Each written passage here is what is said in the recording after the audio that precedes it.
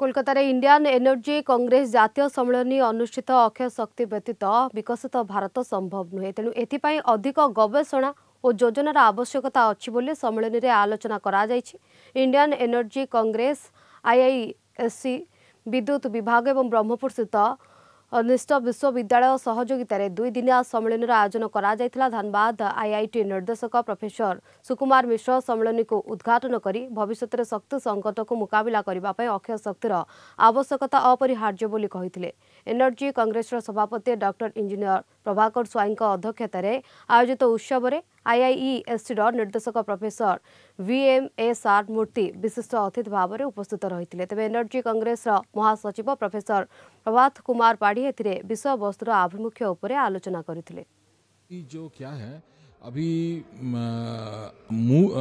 प्राथमिक जो ऊर्जा जो जहाँ से आता है हमारे घर में जो बिजली का ऊर्जा जहाँ से आता है तो ये अभी देखिए आने वाले 50-100 सालों में इसका लेकिन अभी कम होता जा रहा है। तो इसीलिए हम दूसरा कोई तरीके से एनर्जी कहाँ से लाए इसके बारे में हम लोग यहाँ पर चर्चा किए।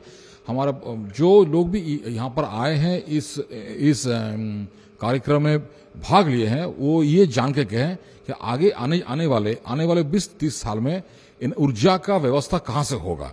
तो ये मान लीजिए एक वैकल्पिक एक व्यवस्था के बारे में हम लोग यहाँ पर चर्चा किए। ये आलोचना करा जाउछि विकसित 1947 मसीह जो विकसित भारतर परिकल्पना करा जाउछि सेथिपाई शक्ति संकट जमती गोटे समस्या न हो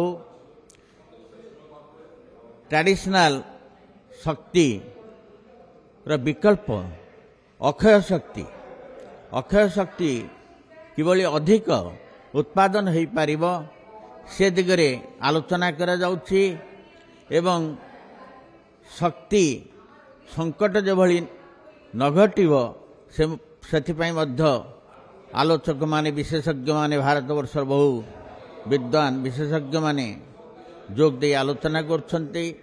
जेनेरेशन टा केमती बढ़िबो एवं 2047 सुधा आमर जो डेप्लीशन होउची रैपिडली डेप्लीशन होउची फजी फ्यूएल उपरे ताकू मीट करिया पई एनर्जी रो चाहिदा को मेंटेवा पई जेतु आमर पॉपुलेशन अधिका इंडिया रे आर बहुत चाहिदा अछि एवं ताकू मेंटेवा पई सेमाने तांका रिसर्च को जारी रखिबे एवं नुआ नुआ जिनस इनोवेशन करिवे जहा द्वारा कि रिन्यूएबल एनर्जी रो जो चैलेंजेस अच्छी ताको एड्रेस करा जाय परिवो इकोनॉमिकल डेवलपमेंट हे परिवो एवं आ द्वारा भी जॉब क्रिएट हे परिवो। मोस्टली एथरो हमें एही वार्ता हमें दबा को चाहू छु जे आजिकल हमर फॉसिल फ्यूएल जोटा ट्रेडिशनल एनर्जी पय कंजप्शन पय चलीथला सेटा को आस्ते आस्ते तार एनर्जी सोर्स लिमिटेड हो जाउची तेणु हमको अल्टरनेटिव सोर्स ऑफ एनर्जी विषय चिंता करा पड़ो।